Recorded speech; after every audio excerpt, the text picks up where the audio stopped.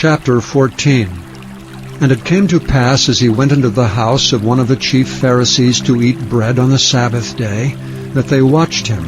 And behold, there was a certain man before him which had the dropsy. And Jesus answering spake unto the lawyers and Pharisees, saying, Is it lawful to heal on the Sabbath day? And they held their peace. And he took him and healed him and let him go, and answered them, saying, Which of you shall have an ass or an ox fallen into a pit, and will not straightway pull him out on the Sabbath day? And they could not answer him again to these things. And he put forth a parable to those which were bidden, when he marked how they chose out the chief rooms, saying unto them, When thou art bidden of any man to a wedding, sit not down in the highest room, lest a more honorable man than thou be bidden of him.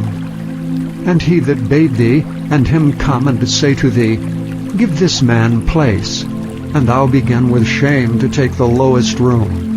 But when thou art bidden, go and sit down in the lowest room, that when he that bade thee cometh, he may say unto thee, Friend, go up higher. Then shalt thou have worship in the presence of them that sit at meat with thee. For whosoever exalteth himself shall be abased, and he that humbleth himself shall be exalted. Then said he also to him that bade him, When thou makest a dinner or a supper, call not thy friends nor thy brethren, neither thy kinsmen nor thy rich neighbors, lest they also bid thee again, and a recompense be made thee. But when thou makest a feast, call the poor, the maimed, the lame, the blind. And thou shalt be blessed, for they cannot recompense thee, for thou shalt be recompensed at the resurrection of the just. And when one of them that sat at meat with him heard these things, he said unto him, Blessed is he that shall eat bread in the kingdom of God.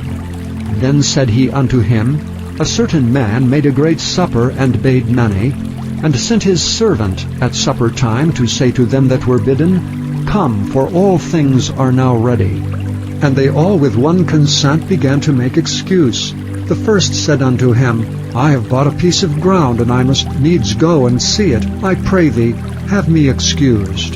And another said, I have bought 5 yoke of oxen, and I go to prove them. I pray thee, have me excused. And another said, I have married a wife, and therefore I cannot come. So that servant came and showed his lord these things.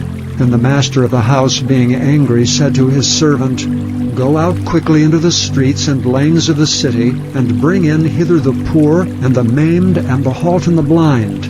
And the servant said, Lord, it is done as thou hast commanded, and yet there is room. And the Lord said unto the servant, Go out into the highways and hedges, and compel them to come in, that my house may be filled. For I say unto you, that none of those men which were bidden shall taste of my supper.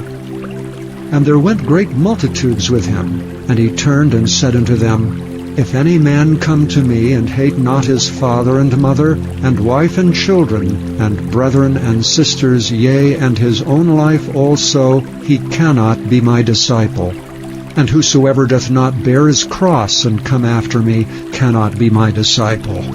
For which of you, intending to build a tower, sitteth not down first, and counteth the cost, whether he have sufficient to finish it, lest haply, after he hath laid the foundation, and is not able to finish it, all that behold it begin to mock him, saying, This man began to build, and was not able to finish. Or what king, going to make war against another king, sitteth not down first, and consulteth whether he be able with 10,000 to meet him that cometh against him with 20,000? Or else, while the other is yet a great way off, he sendeth an embassage, and desireth conditions of peace. So likewise, whosoever he be of you that forsaketh not all that he hath, he cannot be my disciple. Salt is good, but if the salt have lost his savor, wherewith shall it be seasoned? It is neither fit for the land, nor yet for the dunghill, but men cast it out. He that hath ears to hear, let him hear.